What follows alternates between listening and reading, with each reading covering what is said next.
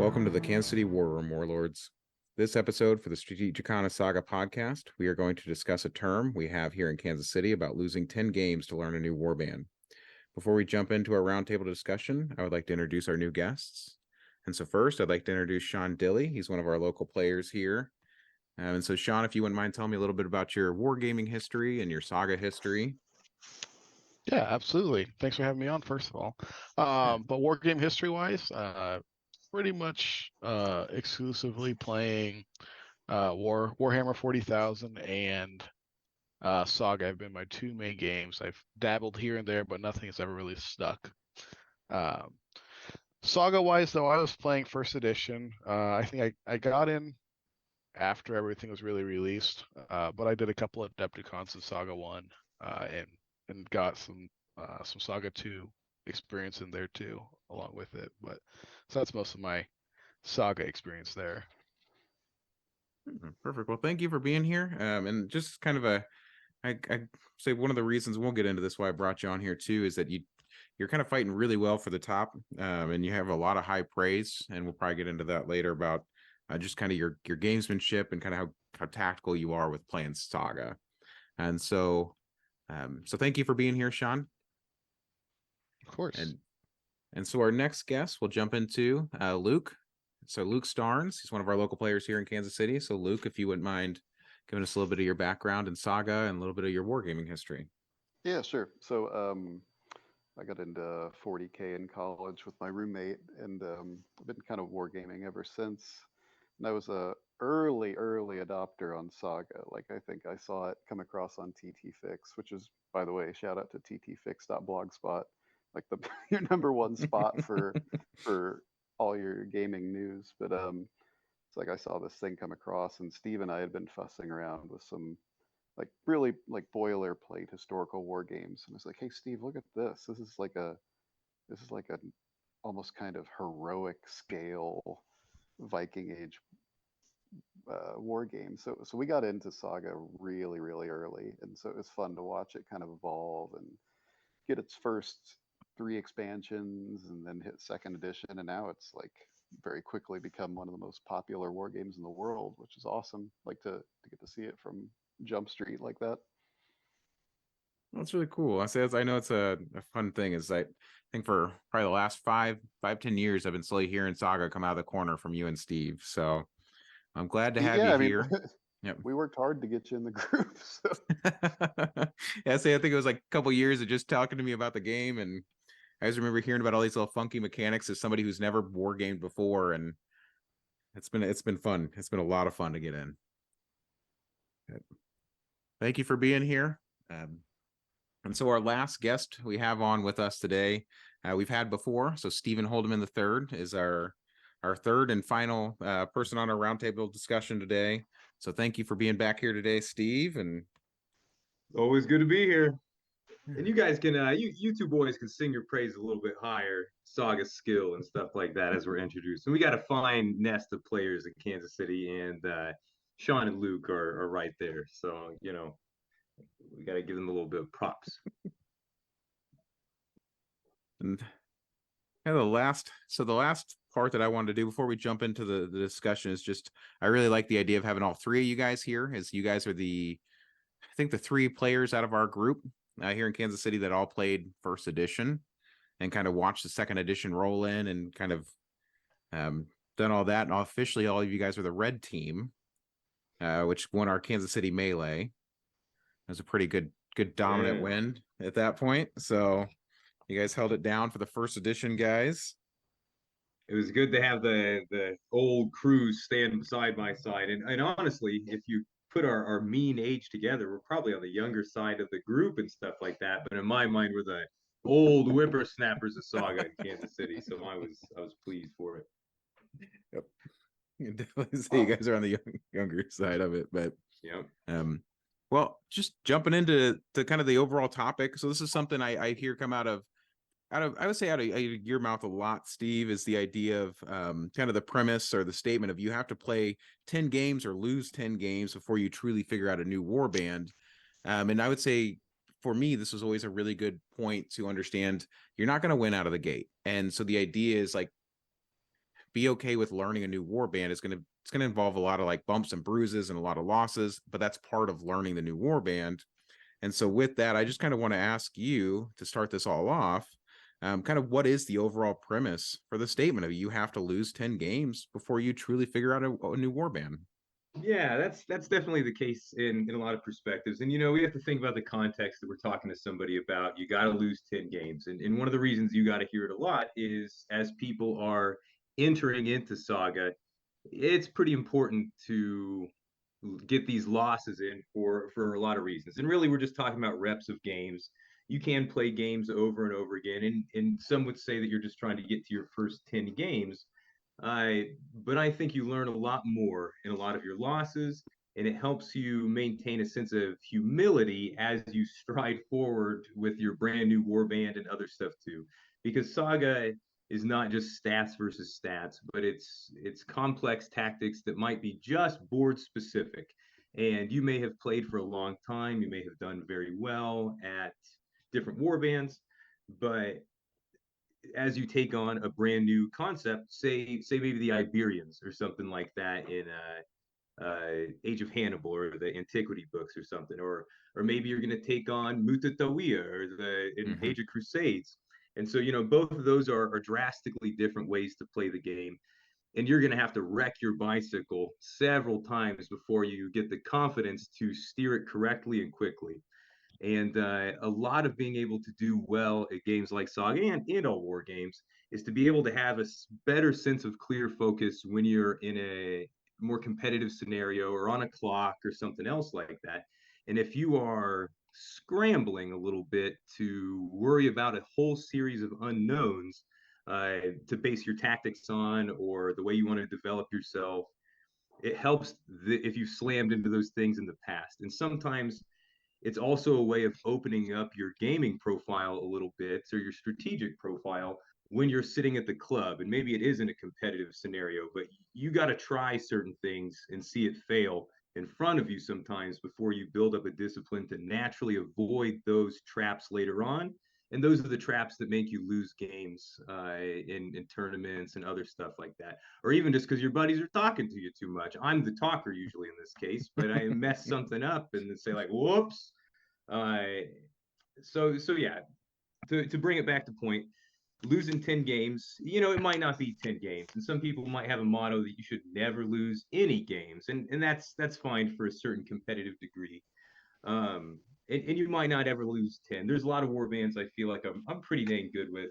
And some of them I don't have anywhere near 10 losses with most of my war bands, I think. Except for the ones that I play very brashly or that I accrue those losses really quick pre kind of Adepticon season or something else like that, and know to kind of maybe pick a different warband beforehand. So it's good for that too. But so a lot of reasons. Yeah, well, thanks for kind of laying that out. And that's where I think that leads us into really for me the big first question.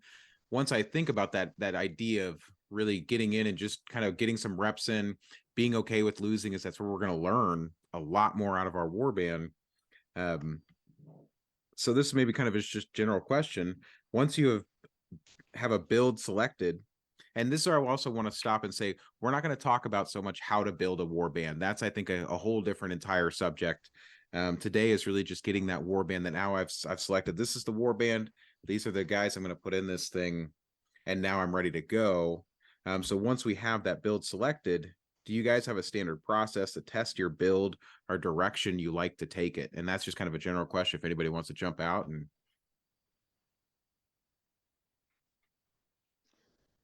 Well, I'm happy to go ahead and jump in there then. Yeah, there's a lot of different ways that you want to test your warband, and that does tie into the 10 losses. Really, you need 10 losses for your idea, almost more than your warband or something else like that. If you're stuck on an idea of a way that you want to play a warband, you need to go vet it over and over again a little bit.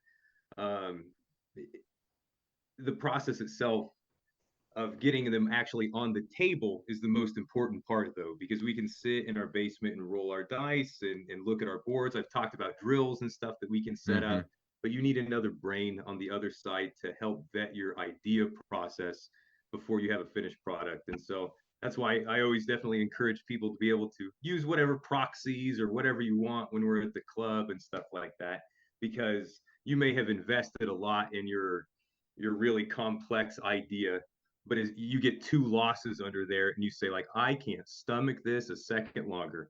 I need to switch warbands, or I need to switch builds, or something else like that. So it does have a big influence on build.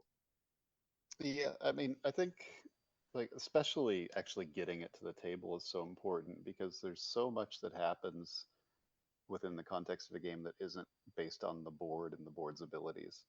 Like I've been recently going through Saxons and trying to make Saxons work, and like I had this very clear idea in my mind. It's like, okay, I'm going to throw 2 charges every turn with storm breaks, and I can reasonably do that. And then like, well, once I'm close enough, I can throw 5 charges a turn because I can do storm breaks. Then I can also do determination on my warlord, determination on my personal champion, Hmm. and then I can WeObey something else in. Like great, I can pull that off almost every turn.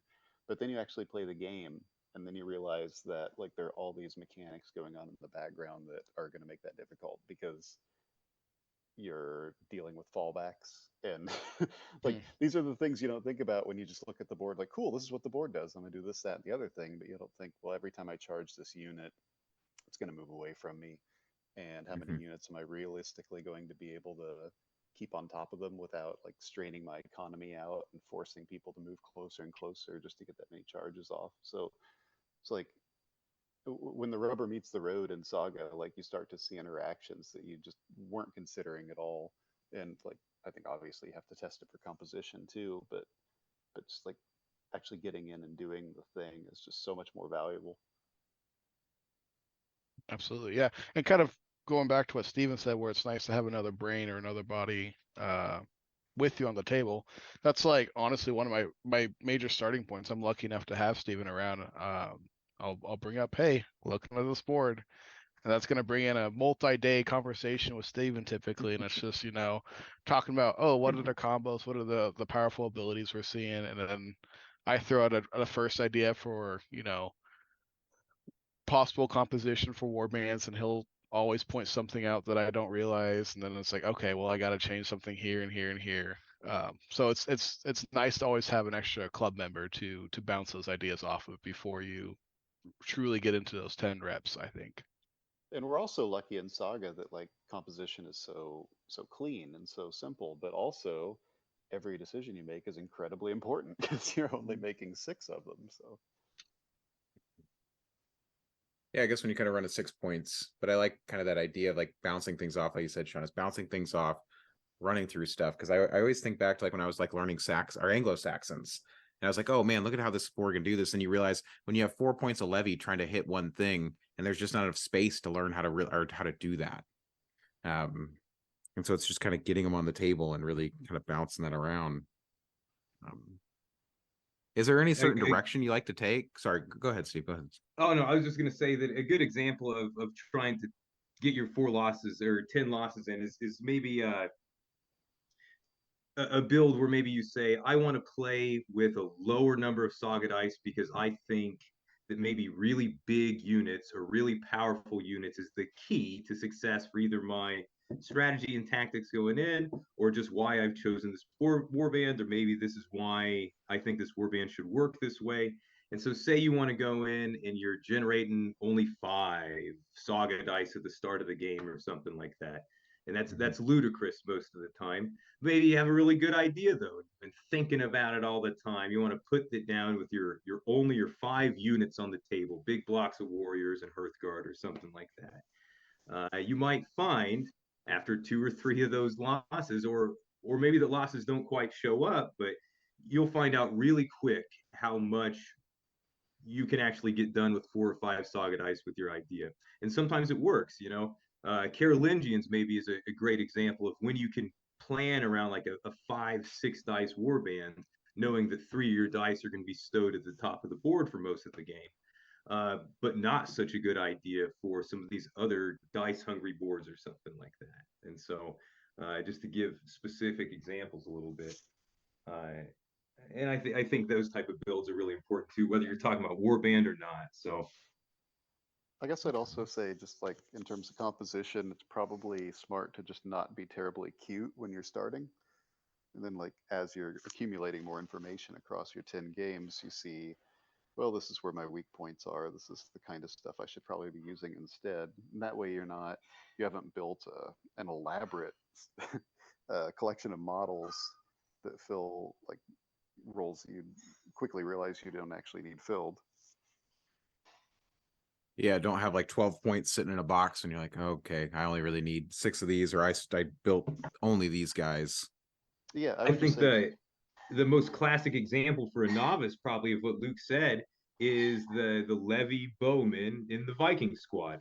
Now, it's not that a Mhm. Levy Bowman unit isn't realistically a good tool in any warband that it shows up in. But after, a lot of new players that are looking at Vikings, they make this many Hearthguard, this many warriors, and I got to have the Levy there. And so they have it all displayed out there. And usually that Levy unit doesn't stick around for 10 more games. Eventually they say, I need more warriors, or I want to Mhm. focus in on this or something else like that. Yeah, and I think with it all that too, to a degree, play with what you're comfortable. Like I don't know why, but I always have a point of warriors. I split into 2 4-man packs, and they sit in the corner of my board, and they generate saga dice. And that's just every warband I have always does that. And it's just what I'm comfortable with and what I always do. And I have some like consistency there that I Yeah, can and always you fall back challenged on. it. I think that's the key in that case. You challenged that idea. It may be a good idea, maybe not, but you've gotten proof through contact on the road, like we were saying, that those seem to work for you and are always going to be a performer in a Sean Dilly warband for sure. I like that idea, the idea of like even play styles, right? Like finding war bands and that they work well to your style. Or like you said, there is challenging your own style and recognizing this is my play style. Is that, if that's a fair thing to say during that 10 times, is really challenging your own play style to maybe actually change according to the warband you're playing. And 10 games is a great way to get another sense of things. I remember in first edition, the Saracen board was a really unique board, that's for sure. There was a almost a gambling mechanic to it, and as a result, it was one of the poorest performing boards in first edition because there was a random variance to whether your abilities even went off or not that just really didn't exist elsewhere, except for the Norse Gale challenge mechanic at the time, which we don't need to get into, but was super cool. Kind of, it was cool. Uh, and so the Saracens, I put them as a little chip on my shoulder, and I said, well, everyone's saying these guys can't win a game. They're not saying that these guys don't win. Sometimes they just say that no one wins. Everyone's reporting in on the old Saga forums saying like, I can't quite get it, and or someone gets one in every once in a while. So I wanted to play a 10 game circuit with them because I wanted to get a real sense. Is this player error? Are we missing a premier tactic or something like that? Mm-hmm. What's the fuzz on this board? And I have 5 wins, 2 draws, I think 3 losses or something like that. And so I got a great impression of the board, and I picked up and made changes as I went along a little bit, and I did pretty well. A modern example, though, is old Luke here. I bought his Mility Christie, like 2 years ago or something like that, and it came with just the right amount of painted guys for a 6 point warband. No more, no less, pretty much. And so I said, well, I'm not going to change it until I've played his setup 10 times until I want to go make so I need to hit my nose in the ground a little bit before I realize I need to buy more warriors or I need to do something else like that. And I still have a couple adjustments I want to do on that, but I still want to get more contact time a little bit before I'm sold on it. So as you go through these, what are you looking for when you get through those first few test runs? I guess I know we've kind of started to talk about it a little bit, but is there anything very specific you're looking for when you're getting through those first few test runs, or kind of the idea you mentioned is kind of lost hunting at that point? yeah, I mean, you're looking for bad matchups. You're looking for unique rules interactions that just especially stick it to you. So, like, there are obvious examples, like anybody who relies on composite bows playing against Vikings, like um, Odin is just such a hard ability to play around. and Mhm. you have to actually change the entire way your game's going to work if you're playing against a Viking player who's smart enough to keep 2 dice on Odin all the time. Or there's another example. It's I was learning Saxons. It's like the only Saxon ability that's defensive forces a reroll on your opponent to reroll their sixes. And then you play that against Goths, and because they have an ability that triggers a reroll on their attacks, their reroll will take precedent because they're usually going to be the Mhm. attacker with their Yep. horses. So you now have no defensive abilities. It's like, and that's not even a function of those two abilities interacting. It's a function of the mechanics of the game. And like, it's that kind of stuff that you just won't even consider when you're just sitting down and think, well, I'm going to do this, that, and the other, and these abilities are going to fire, and these units are going to go kill these units. It's like, no, Saga has so much back end complexity because there's so many abilities that are going to interact in unique ways that you want to try to see as many interactions as you can. Yeah, I think bingo on that, and that's the concept then of loss hunting that I was talking about. Going into tournament season or a big show, kind of like I'm going to try to do here with Charles this weekend, just to help prep for Ravens and stuff like that. Mhm. Mhm. Is you want to go hunting for what you already know is your Achilles heel a little bit, or if you're feeling pretty confident, especially like if you're an Age of Vikings player or something, right? At the end of the day, you got a ton of wins, you're hitting, and then you say, "Oh crap, I haven't played the Welsh." Like, what's my answer to the Welsh? And so you go loss hunting a little bit. You want to go see if you can tease out a Welsh victory over you, or snatch it from them pretty much in the last moment, just to get a better sense of how you're performing under pressure.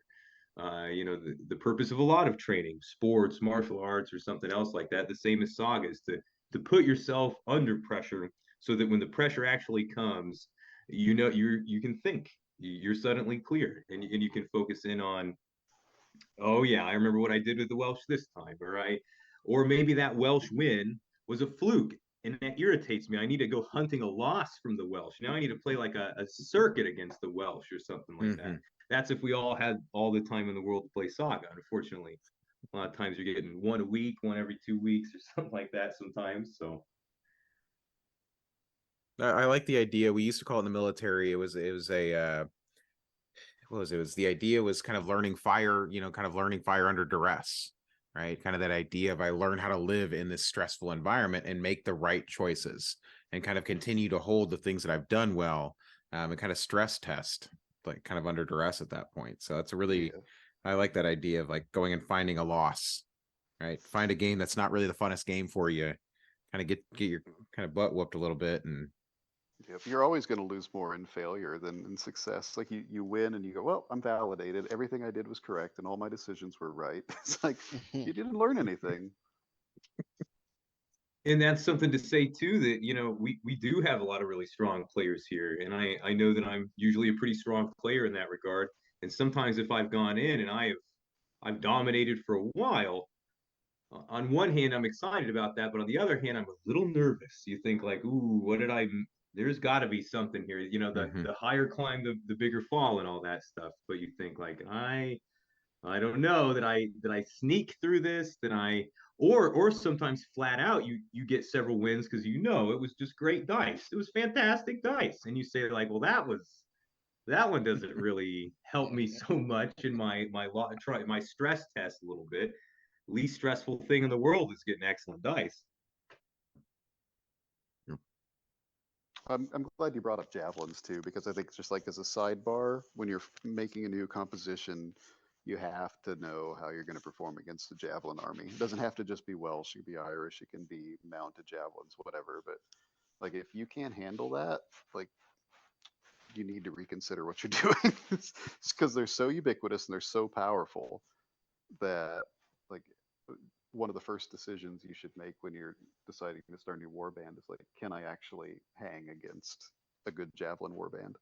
Mhm. Yeah, if I'm a foot slugger army, can I handle, just getting shot a whole bunch, or how's that going to work? And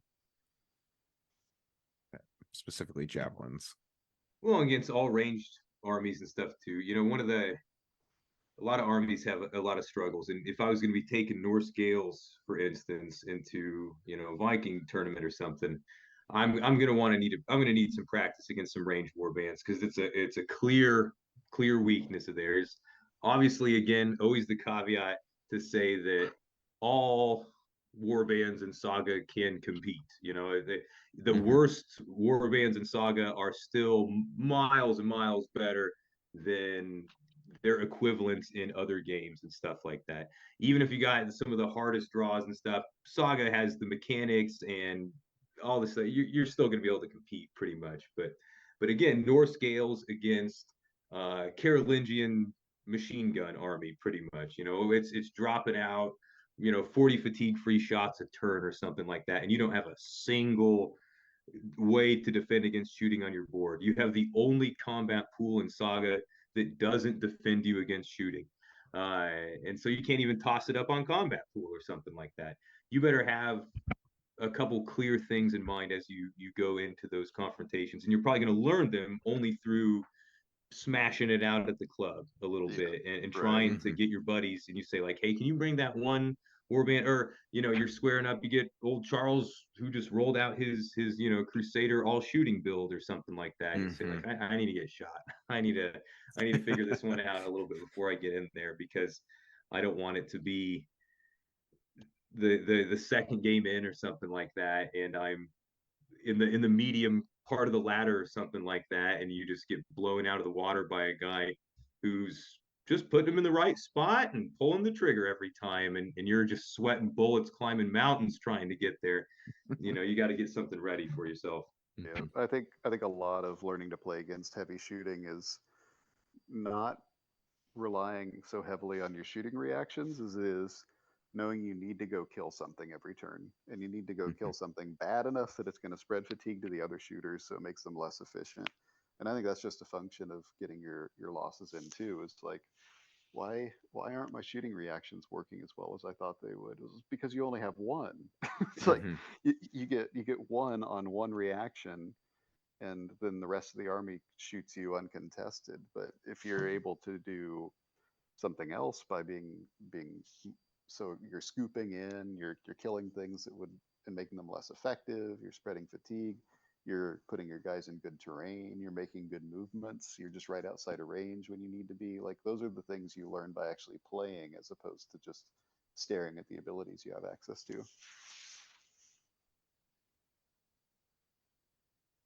Yeah, into those like heavy shooting armies you kind of mentioned it, staying out of range. It's like I find myself sitting at that right at that long plus a little bit, just so it always takes them 2 activations to shoot me. So it's like, okay, at least I know I'm getting hopefully a fatigue out of this getting shot. Yeah, that was actually, I was going to kind of ask you that too, is, I think about recently, Sean, you went through a recent season and you used the Britons, right? Which I think I try to stay away from the forums too much on at least the arguments in the category of the Britons, because it seems to get pretty heated, but you did really well with them. And there were a few of us in the tournament that were just, I was playing Byzantines, and like probably the most shooty build of the Byzantines, Charles Crusaders, and you did really well with a band that like doesn't traditionally kind of do well against that. And for you, was there any specific tactic that you were trying to like learn before you get there? That happened to just be a warband that I had plenty of reps with before I went into the league. So I think a little bit it was just like, oh, it's all just coming back to me of how to play it. And I think that was a lot of the help for me in playing the Britons. It was nothing new to me. It's also just like Well, they're good. They are good. Yeah, they are good. There's It nothing helps on their that they're board good. that's bad. Is another way you can say it. Yeah. Well, You might not believe this, Sean, but there, like Britt was referencing, there is a little bit of buzz the last like month or so in the internet about Britons being a no good board. You got to be kidding me!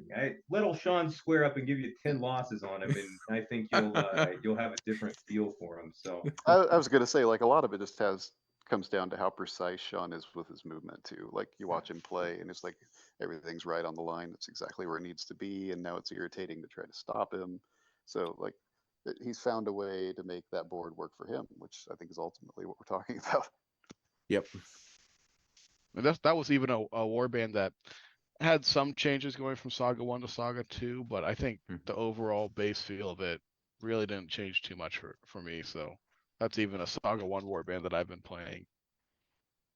Yeah, because for those that weren't part of second edition or the transfer, the last book of first edition was Aetius and Arthur, which is basically Age of Invasions at the time. And what they had told us at the time was that Age of Invasions was, or Aetius and Arthur was written under the idea that it will represent second edition and things that you should expect from second edition, and likely they would be ready to go into that second verse. And so that actually, it ended up changing out a little bit different. But them, Goths, Huns, late Romans, Picts, probably missing someone in there, but they were. Saxons are in that one. Oh yeah, and Saxons, because it was a six banger at the time. So a lot of us had practice, and Goths were most of them are basically the same as their first edition iterations. If anything, the second edition ones are, I don't know, I dare say a little bit weaker in some cases. Yeah, I agree. And some of that's just the Slightly change weaker. to the rules of Saga. So we don't need to get into all that. I'll start talking about the glory days, a little bit more of four fatigue, Hearthguard, and stuff like that. So but yeah, so kind of just that idea of like, what else do you guys feel like you're looking for when you're going through your test runs? Like you said, I know we've covered a lot of ground and like getting out there and just kind of playing some different war bands of the idea of like loss hunting. But as you've assembled, is there a standard process you have that you like to go through that, or is it just kind of each war band and the idea is that I need to kind of get under fire, kind of fire under duress idea? Some of my first decisions are which weird war bands are the weirdest to play. Like, I always tend to go to the ones that have that weird niche to them. Like, so I was playing Iberians a little bit, and Britons, Mujatawiya. I enjoyed playing the Strathclyde Welsh back in Saga 1. yeah, That was some good stuff. But a lot of it's just like, so the weird aspect, because I feel like to me that's a advantage I have on an opponent kind of thing, where it's like, okay, well, I have experience with this, you don't. Sure, you might have played it once, but you don't get the whole feel of it kind of thing just from playing against once. And then I'm also hunting for those combos. What's the combos? How do they actually, play out when I feel like I did the combo? Or it's like, is there something else that I've missed on the board for this combo? So like the idea that's for you, like the big pieces, right? Like you said, is I look at a board and I go, okay, here's kind of the combos on that board, and this is what I think it's going to do. But then once you actually get into the game, it's all of a sudden, man, that didn't go the way I wanted. Or actually, if I add this into the combo or change it to this, it suddenly becomes a lot more user friendly or a lot more game friendly at that point, and maybe it changes the dice economy around a whole bunch for the warband. Yep, absolutely. That pretty much nails it. well, and I think warband building, like you said, should maybe be its own, topic one night or Very something. much so. So we can espouse on that for a bit. But I think when it comes to, as it relates to your 10 losses, I think it's really probably important to say, don't go do your 10 losses because you did the same thing 10 times in a row over and over again. Now, it's one thing if you want to test a warband like we're talking about, but don't go just be a masochist and get your butt kicked doing the same mistake over and over again. We hope, the presumption is that you learn some lessons throughout that process a little bit. And as you're building, you're still, that losing period is your building period still too. Hopefully you haven't gotten everybody painted in that time period, and you still got some backup guys on the wings to paint up or something like that, because that is when you're going to do it. But yeah, I have some other thoughts and gems, I think, of course, for just warband building concepts in general. But I think we can, like I said, flesh those out in full, maybe when that's the topic of the night. So Yeah, so that's a topic I would love to cover because, like I said, I think it builds into this one. But this is, I kind of keep going back to that idea, right? Is that every time I go on the boards, I always see people kind of talking about, well, I want to do this or I want to do that. And that idea of like, just get them on the table, kind of get a warband, get an idea together and get them on the table. And Yeah, just kind of, oh, go I ahead. think a lot of that is just that they don't necessarily have the community we have, like how good so many of the players in our group are. Like, you take something against someone in Kansas City, there's a good chance you're playing against a national or a world champion, and like you're gonna absolutely see the flaws in your thinking really quickly. And a lot of people don't have that opportunity. That Well, would and I maybe be think oh, go ahead, Steve. Go ahead, I Steve. think something that is important too about the losses in getting your model. You know, we keep reiterating, get your models on the table, get your models on the table, get out of your own head in this case. And this might be alien concept to you in this case, Britt, but to Luke and Sean with big Warhammer backgrounds and stuff as well. So much of those games, so much of them is spent on a calculator and in a book, pretty much, just absolutely fine tuning this warband list over and over and over again. And when you actually have gotten it perfect on that list, you'll know because there's no one on the other side of the table on turn 2 or 3 or something like that. The wins are so dominant in that game, and they are sometimes so list and rules dependent, linked together, that I think also, though, for me, Luke, and Sean, one of the things, as all guys that played Warhammer, that is very refreshing about Saga is almost the lack of list, the lack of building your army. There is obviously a lot of complexity inside of Saga when you set up your warband, but nothing like it was in the other games. So when we reiterate to lose 10 times, it does mean get your guys out on the table 10 times, and less so staring at the calculator over and over again. When I started playing this game, I kind of went through this phase of withdrawal pretty much, because one of my favorite things to do at a break on work or something is to flip out the old phone calculator, old flip phone, no internet back in the day or whatever, bust it out, type out my list over and over again. I put that 2,000 points on there and I start subtracting over and over again, over and over again. And then when I really got into Saga, I wanted to build my list so bad. What was my list? And I just kept wanting to like jot it out. But there's not a list. I mean, there is, but it's just these 6 points and a couple of adjustments here and there, and you're done basically. All of a Saga Warband complexity would be a single entry in another war game or something like that. Like all these might be details for a single unit or something. So this the learning part of Saga is similar than to a board game in that case, chess and other things like that.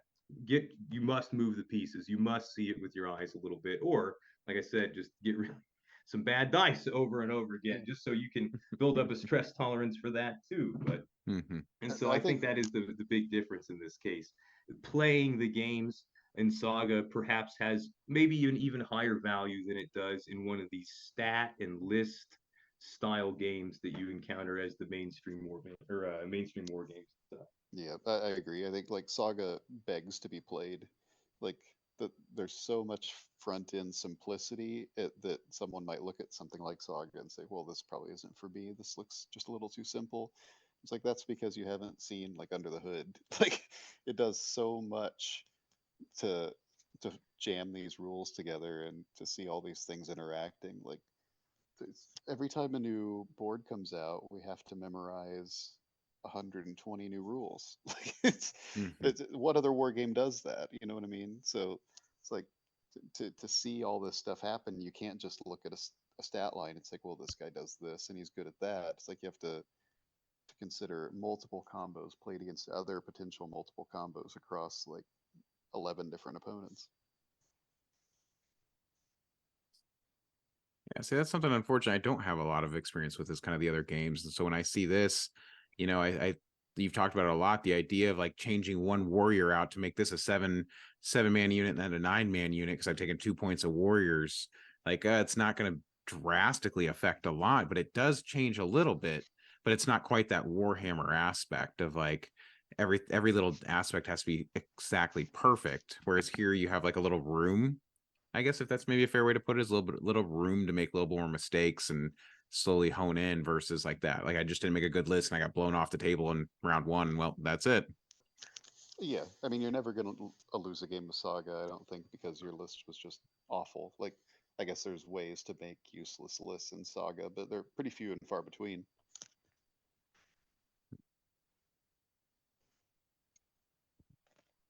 Well, then I guess this jumps into, as you start getting into it, I always think about this a lot with the idea of using scenarios to kind of do the stress testing. And I know one I always like to start with is, I always think, to me, Clash of Warlords is a really let me just get my first game or two in this warband with Clash, just as an idea of like, I want an open board, or I kind of want, even if terrain's there, I don't have anything to do with my warband. It's just kind of get up here and fight somebody or box. But are there any scenarios you guys like to go through, or is there a step or Yeah, so you're definitely hitting on, especially with the team of guys of Kansas City you're talking to right now. We are like old school boxers, pretty much in this case. And when you go to the tournament, it really is MMA in that case. We're definitely guilty of our favorite scenario just being line up and fight over and over again. We love boxing. And so it is important though, and is something really to consider how much getting your losses in, as we were talking about it just being versus different war bands or play concepts. You really hit it there. I think that getting your losses in on scenarios goes a long, long, long way too. And at the start of every set of tournaments that gets released, that any Kansas City guy is going to go out to, the whole club then is usually just playing those scenarios for all the weeks going up into that, because we all want to help each other get ready. And even if two of our players aren't playing the same scenario, or we're not going up to the event, we both want to still play the scenario because we're going to be squaring up against one of the guys that is going to the event at a certain point, and we want to have a good fight. And so, uh, I guess practicing the scenarios at hand is the most important, because scenarios can be really such a wild card in Saga. There are some of the scenarios, and they've gotten better over the years, but there are certain ones where the best way to win it, is to try to play as little Saga as possible. You just focus in on some of these other aspects of the game, especially if you were just trying to win it as fast as you could or something like that. Um, and so know your environment, of course. Otherwise, for us boys, we like the box, like I said. So you got to just square up and box. So, So I think if you're pressure testing your new warband and just how quickly you can kill your opponent's warband, like that seems useful. Like regardless of what the scenario may be, if you kill everyone, you win. It's going to be really hard for them to do whatever they're supposed to do.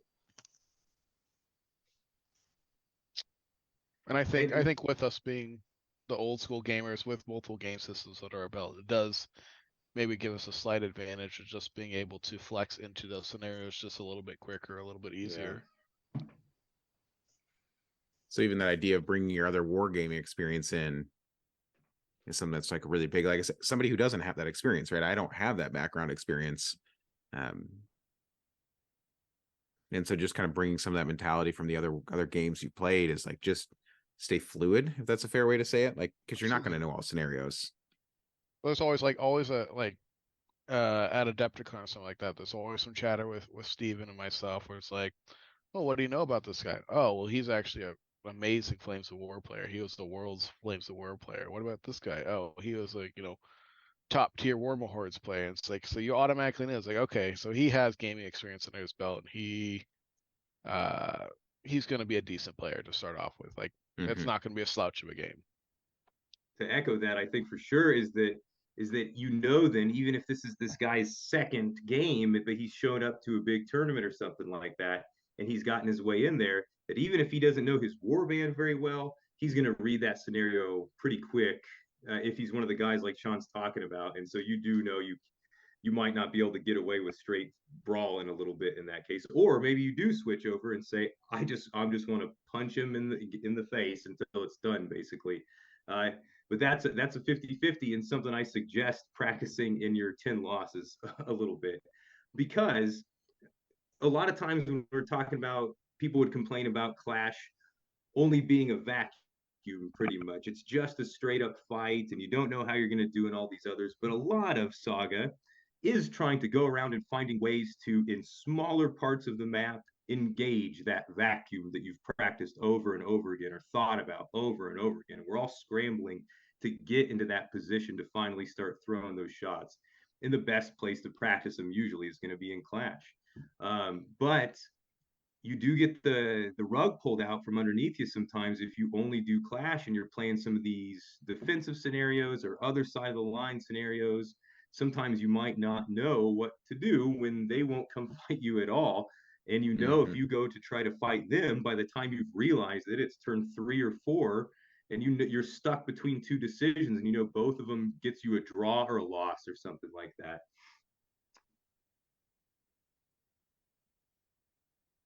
Yeah. And so I guess that's kind of thinking about that too, is just looking at the scenarios. And I guess this is maybe something I think of when I think about it, even like I will go back to kind of our game, Sean, when you played the Britons versus the Byzantines, right? Is I think we had it was like round 1 or 2, you charged like a 6-pack of Hearthguard. I think it was round 1 into like my crossbow levy, which is a 9-man unit of levy with that my board was empty. And they didn't quite kill everybody. And then like the next round, like I kind of melted the unit once I was able to get some dice on the board. And then you're like, I'm just going to kind of play the game now. And you Yeah. kind of did this like, you know what? I'm not gonna brawl in a straight fight with you. So I'm gonna play the game. And what is it? You denied me. Yeah. you denied me of my two. Yep. You denied me of my 2 challenges because it was Taylor challenges. I had what I was going to kill your warlord and get everybody under 6-man unit, which I thought was a smart tactic to use against the Britons. And it was like, well, that turned out absolutely terribly. And it was like what I think it was like 22-3 by the final tally. But we both had the same massacre points, but you played the game. And I think about that, how the scenario in that moment, right, is if we would have just played Clash and just punched each other in the face, or well, I say box, maybe not street brawling, like in a good boxing match, still could have probably gone decently well. But it's just like that much volume of fire was just ridiculous. Yeah, I mean that's honestly I think the Britain weakness is the volume of fire. That was what my boss was to Stephen Howell, was he was playing as Moors, and it's just shot after shot after shot. I only have one defensive shooting reaction. So I can only, save myself once. But to a degree, that's always that comes back to that the stress test, the limit testing, whatever. It's like, okay, well, let's see what I can do, and after that, I'll decide what I want to do next. Yeah.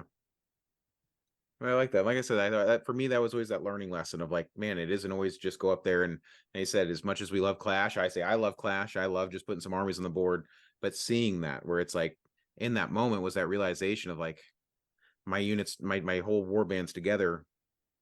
And for you, it's like, nope, let's play the game now. Let's play the game. I'm going to sneak over here, make you kind of chase me in some bad ways.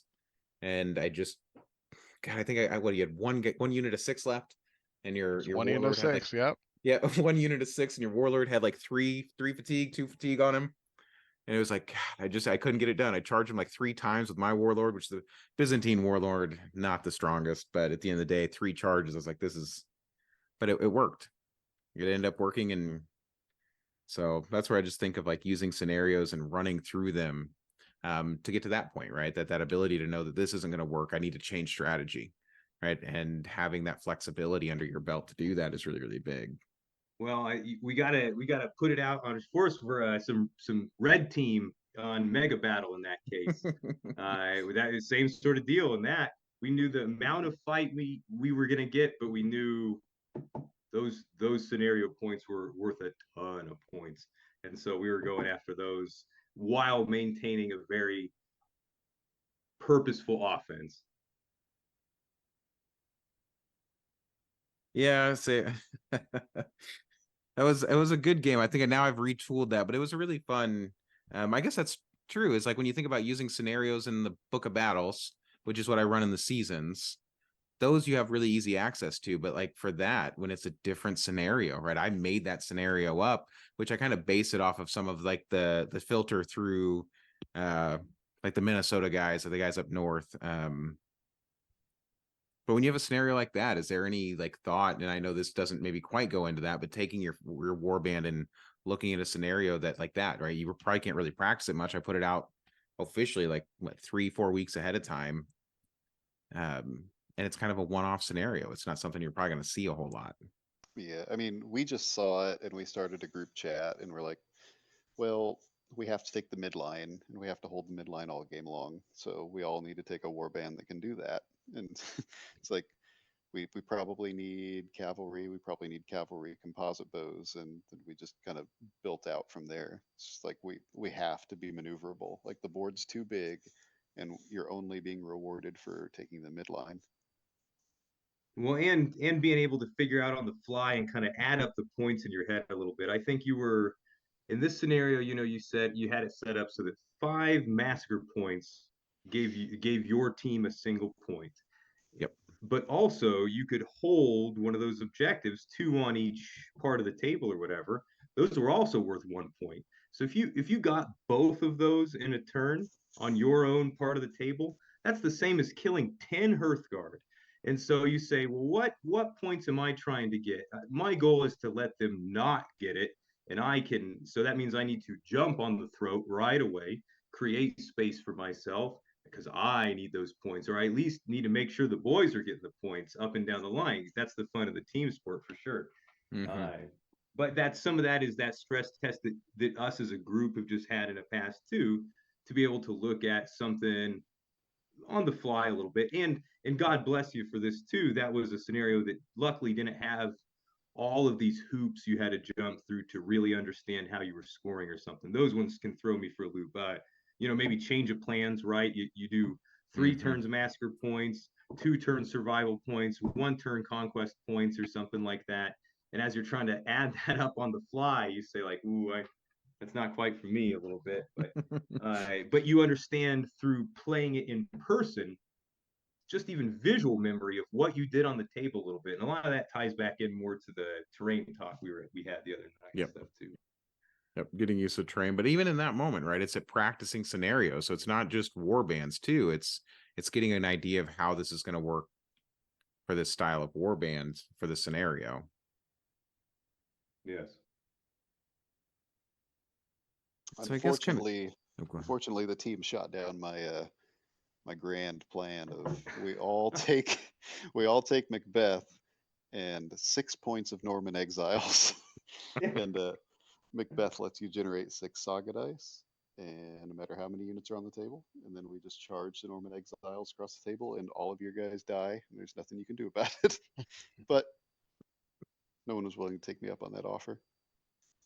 We need a lot more Norman exiles floating between us in the model pool to consider it for sure. So we'll see as we move to some more medieval eras in Saga. So yeah, I was gonna say that considering what the next expansion is, I'm sure we'll all end up with plenty of Western a mounted bunch of knights. feudal badasses and stuff. So Yep. I guess before I kind of jump into the last question, is there anything that you guys have thought of that, like, as we've kind of been talking about, that for you as you're going through and testing out a new build or a new war band, or maybe even getting to know an old one, like Sean, like you said, is that you had some experience with them in first edition, maybe they didn't change a whole lot, but you kind of need to shake them back out. Is there anything else you guys think of on this topic, just for kind of even just like the general person? Or I think even maybe one of the topics that could be helpful is if you don't have a bunch of people. Like I said, I'm very fortunate starting in Kansas City, a year and a half ago, to have a really deep bench around here. But if I didn't, I think the 10 losses is an important concept to sometimes just to keep your self-esteem up and stuff as you go into play too. If you're to be able to pitch that to, especially in your case too, as someone who is coming outside of war games and stuff, this is a complex thing to jump into, and to feel confused adding on top of a loss all the time, it's frustrating, and it's something that causes people to buy an army, play 3 games, and then they're out pretty much. And keeping this 10 loss scenario not only just puts you in the mindset that, hey, bud, you're going to lose, and you're going to lose more than once, but also that you need to get like 10 of them in there. Honestly, 10 is a ridiculous number for the actual number of losses in that case. Like I said, for most of the war bands that any of us are really good at here in town, we probably don't have 10 losses with them. There's a reason there are really good war bands. I don't think Pagan People, Carolingians, a couple others for me.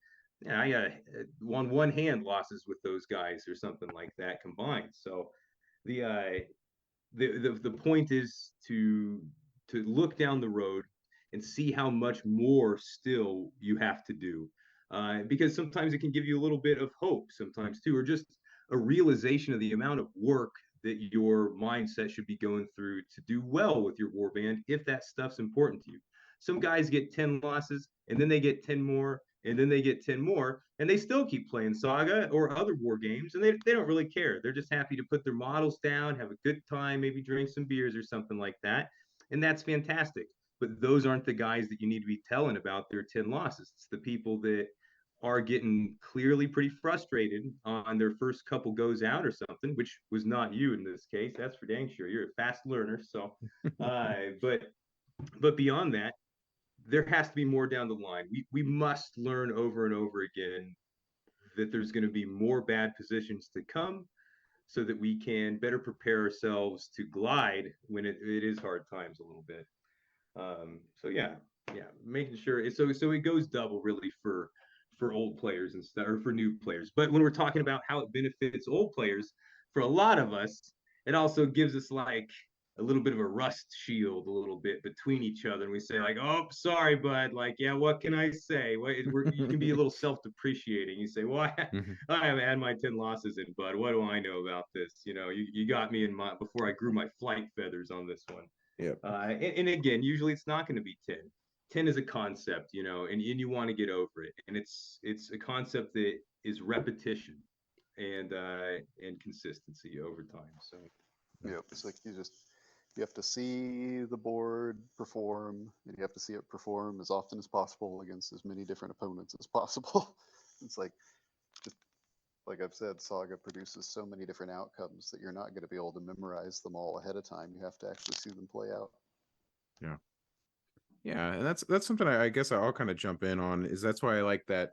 For me, I was very lucky to hear this exact statement, which is again why I wanted to make this a topic, is because for me coming in, I've never played war games. I mean, I would say maybe my wargaming history is when I was in the military, right? Doing like sonar stuff. Like those were real life, big war games we're on battle tables and we're running like this, I'm like the scene of action unit commander. But the idea that getting down here to the smaller stuff and like almost kind of humbling myself to the point where I'm not gonna win in the first few games. I'm still learning the rules, right? That I think the term I now use a lot in therapy speak, right, is the idea of reframing. Is my goal here today is to not win this game. It's to learn the rules. It's to continue to just get reps in, right? Go back, I lose a game, I read the book, I lose a game, I read the book, I lose a game, I talk to somebody in the group about what can I do to maybe to revamp this, because I'm still in that mode of learning. And for me, that helped really kind of, like you said, it kind of gave me that shield against like, now I get it, where there are days I come up and I lose and I'm like, man, I really thought I had that one locked in. But in the beginning, it gave me that shield. It gave me that ability to just kind of push through it and be okay with losing. Yeah, and like that's why Rocky's the greatest sports movie of all time. It's about like a guy who knows he's probably not going to win, but he's going to try anyway. It's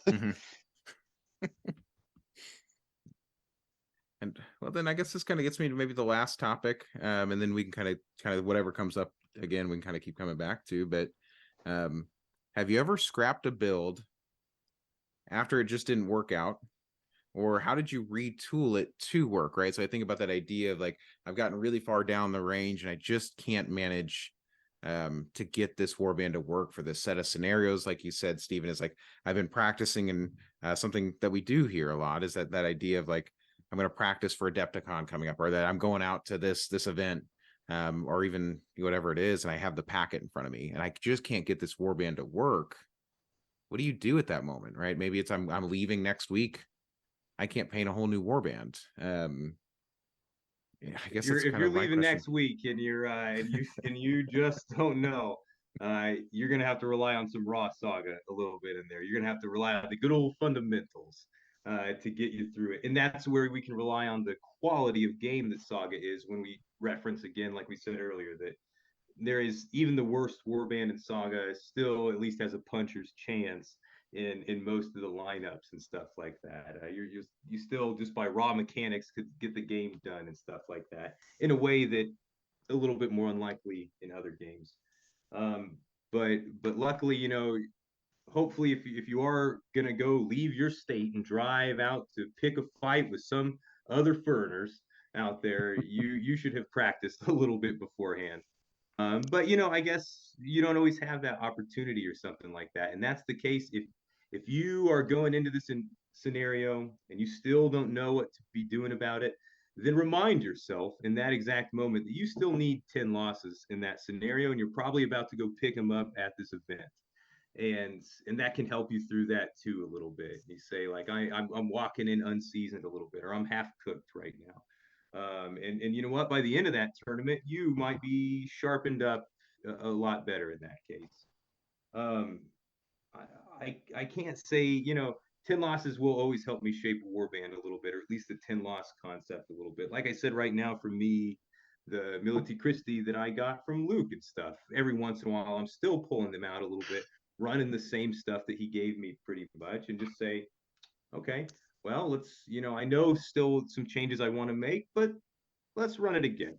Let's just run it again because I think there's a concept that works here or something like that. And that's also an important part too, is to measure your idealism as you go out there too. Like I said, we're not gonna fight in the vacuum and stuff like that. And so whether you have a concept that you just want to see done, like a certain warband or something else like that, built with only the models you have, or something else like that, you will have to get creative in the long run. But you hope that the tactical eventualities that show up in those games are going to be those private individual lessons for you later on.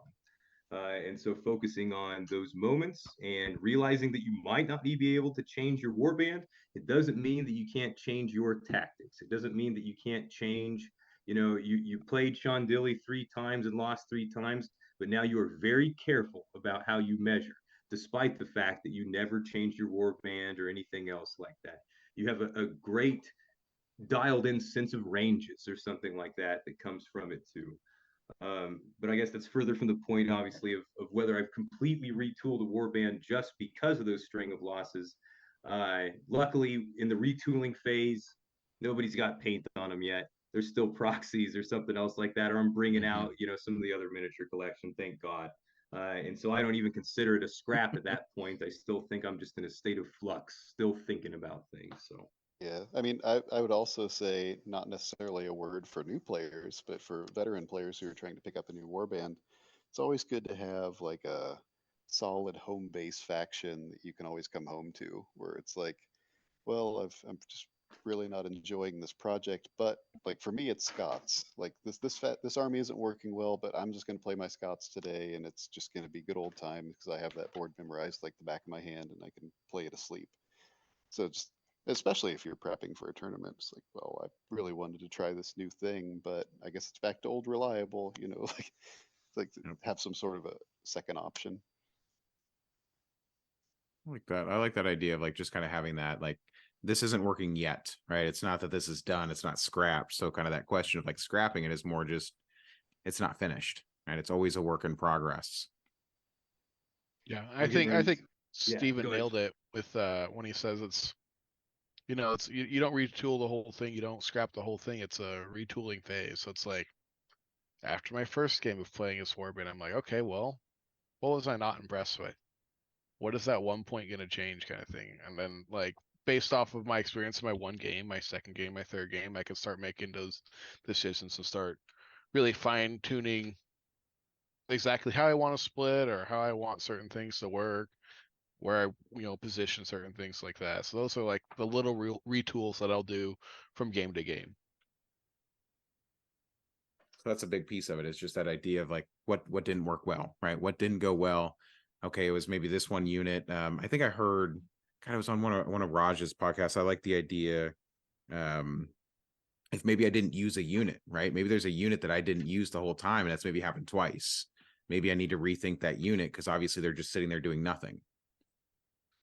Yeah, I mean, I would always keep an eye on that in Saga because, like, unless you're explicitly expecting it to just be an economy generator for you and you're not sending it into important situations, like, you could probably be spending that point better.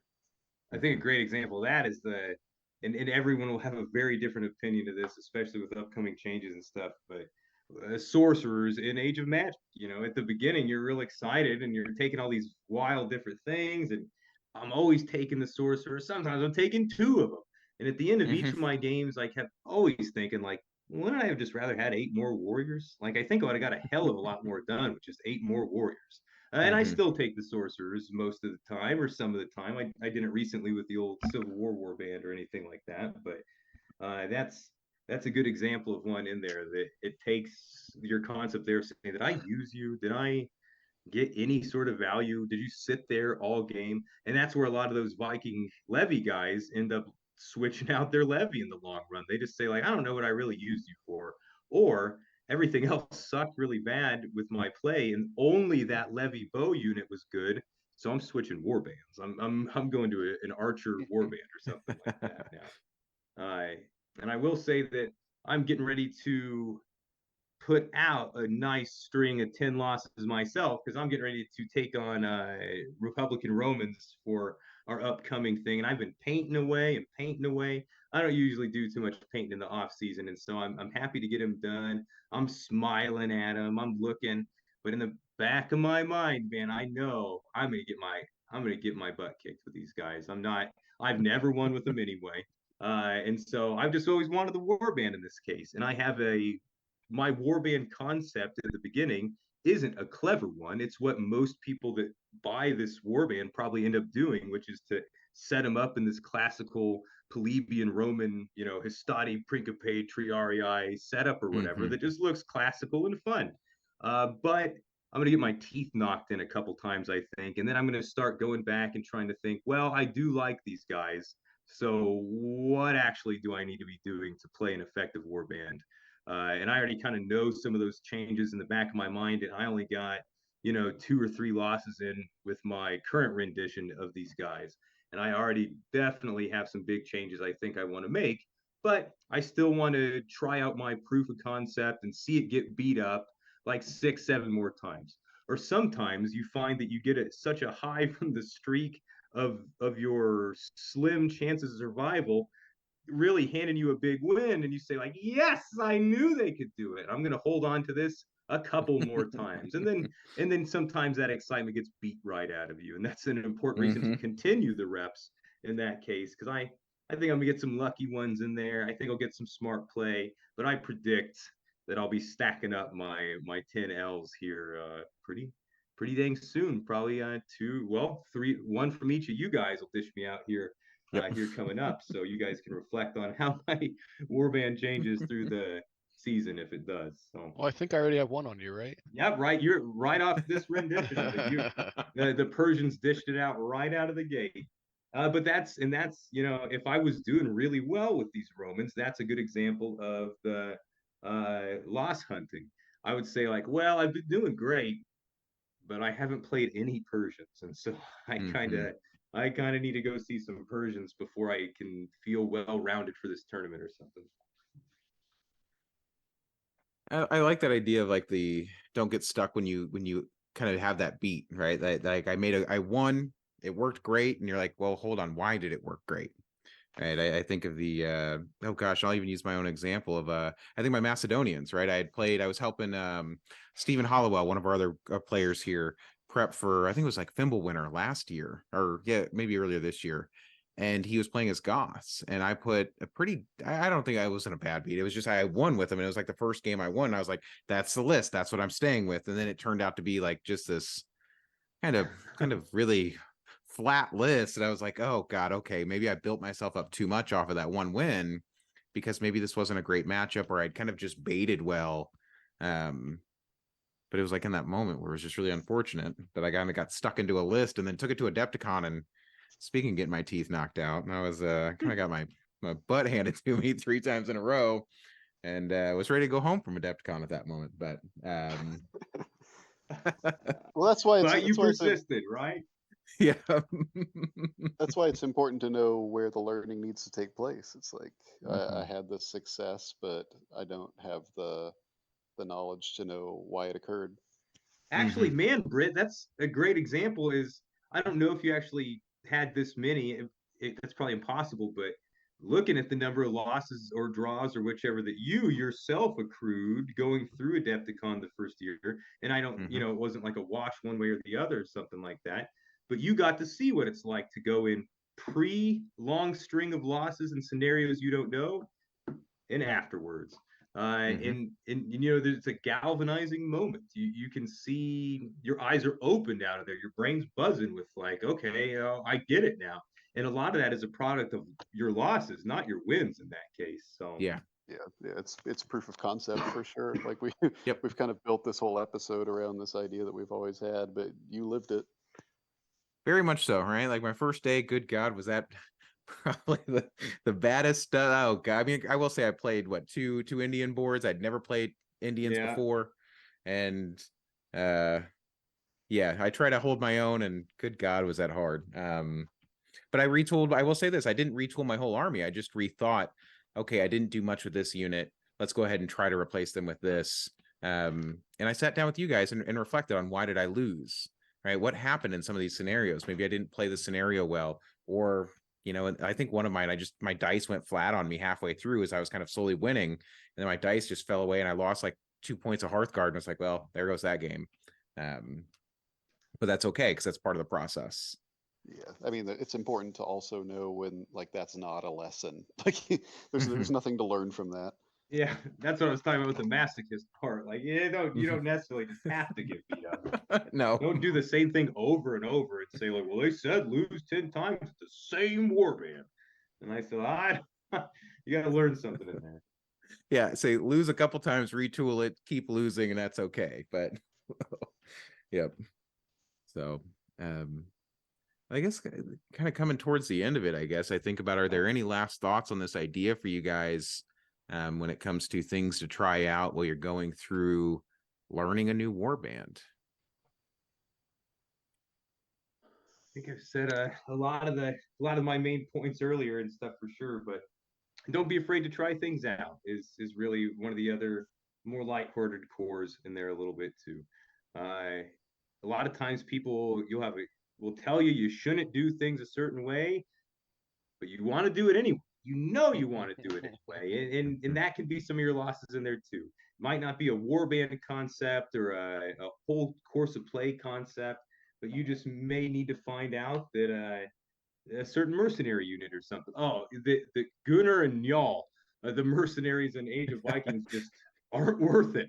But maybe you love Njal Saga and you you gotta see it happen over and over again, and you'll find out with your 10 losses. But if you go into that with that mindset, you can still make peace with Gunnar and Njal at the end of it and enjoy them for what they are, and go from there. So don't be afraid to try things for sure.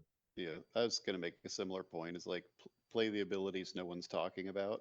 It's like there's just so much virtue in like the curveball, not just in Saga, but just in gaming in general. But like people are ready for the good stuff, but are they ready for the bad stuff? Like when you actually play the bad thing, and they've never seen it function before. Like, can you catch them out with it?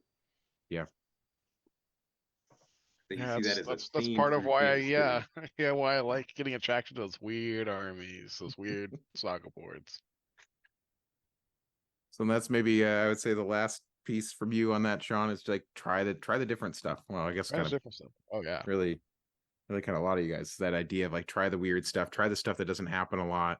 Because I would say for me as a newer player, I go to the boards and I see kind of what's the meta, right? What's everybody playing on this war band, and then I look at the board and go, okay, I can kind of see why, right? But I haven't done more than just like Saga theory and that idea of like get out there and try it, right? But don't get so stuck into like what's everybody doing. Don't be afraid to go against the grain and try some stuff, because as we've seen time and time and again, I think since I've been and is just seeing guys take kind of something that people don't expect to win and But just yeah, I mean, do really well with it.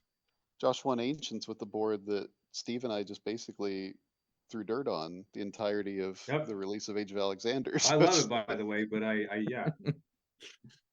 Well, that's why I took Vikings in that case too, for my own little performance on that.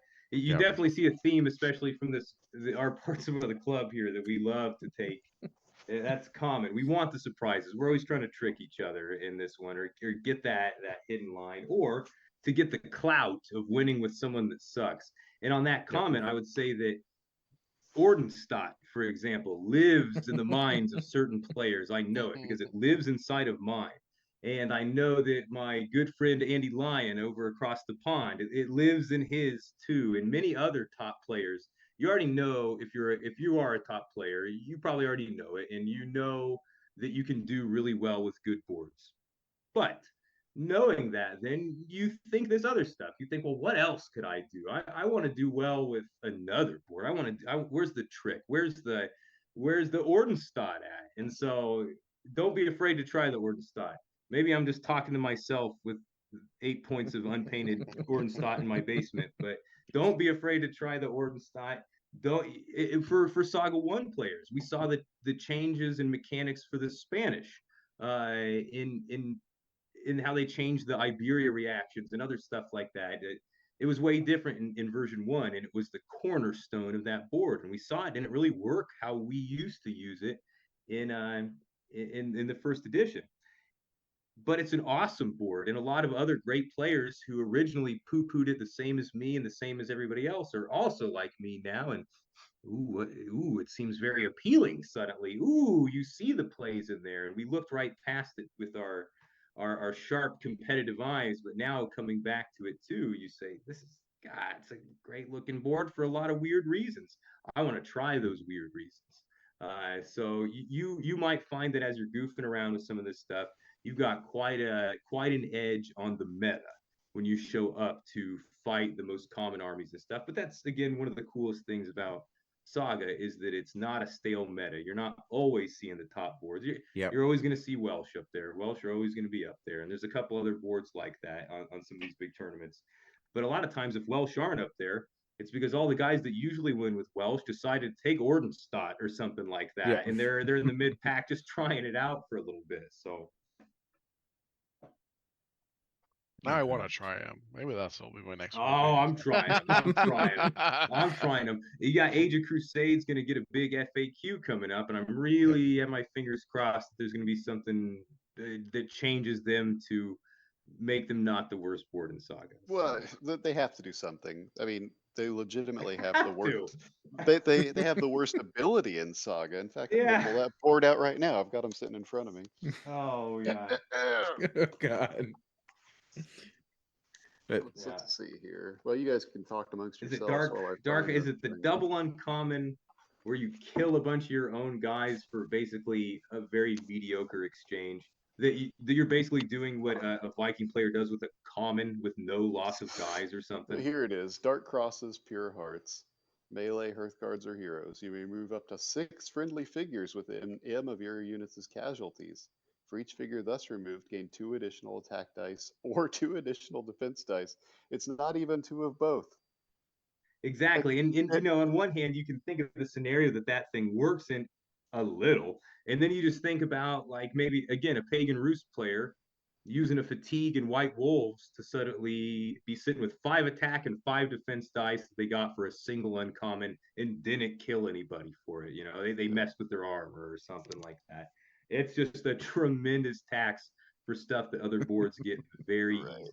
I mean, I we're think- way off. We're way off topic now. But yeah, it's like, it's About losses. It's about losses. yeah. I mean, but you're and trying spending weird shit as a last comment, you know? Yeah, Yep. it's you're in the best case scenario, you're killing 6 levy for the opportunity to make 10 attacks. Like, Yeah. that's awful. Like, it doesn't, there's no economy in the game worse than that, and you have Yeah. to spend 2 uncommons to do it. Yeah. There's another stinker on the left side of the board, if I recall, too. But yeah. Yep. Well, no, I mean, it's, but I think it's a fair point. It's like trying this stuff out, right? Because for me, who's maybe looked at the Ordenstadt board once, and I love the figures. Yeah. And this maybe goes back to warband composition, which is a whole different topic I can't wait to get into. But I think about that, right? I love the figures. I love the history, right? As somebody who, I guess I'm maybe fortunate and I love Byzantine history. Well, the Byzantine board's a good board. I love Macedonian history. The Macedonian board is a decent, I would say in its age, it's a decent board. In the game, it's a great board. Yeah. And so maybe I'm fortunate and the history I love is well reflected in the game. But like in that moment of like, these have really cool models for them, right? Or maybe just a company I love makes these models and I can't wait to make this army work. Doing stuff like this of just kind of junking around with it. Absolutely. Well, to the historical note, Teutonic Order doesn't really, they don't have a ton of success. They got some embarrassments in there too, just the same. So,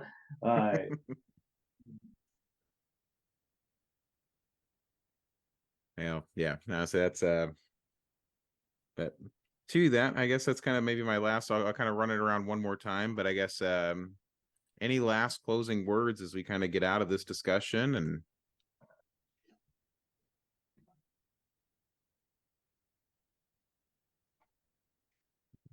Thanks for having me on.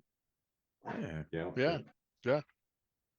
I guess on that note, yeah, thank you guys for being here. Like I said, I kind of love the idea of one. You guys are the kind of the old guard here in Kansas City, and you guys are all recently fresh off of a mass scenario kind of melee. I don't know if murder is maybe the best way to put it, but it was it was a pretty rough run.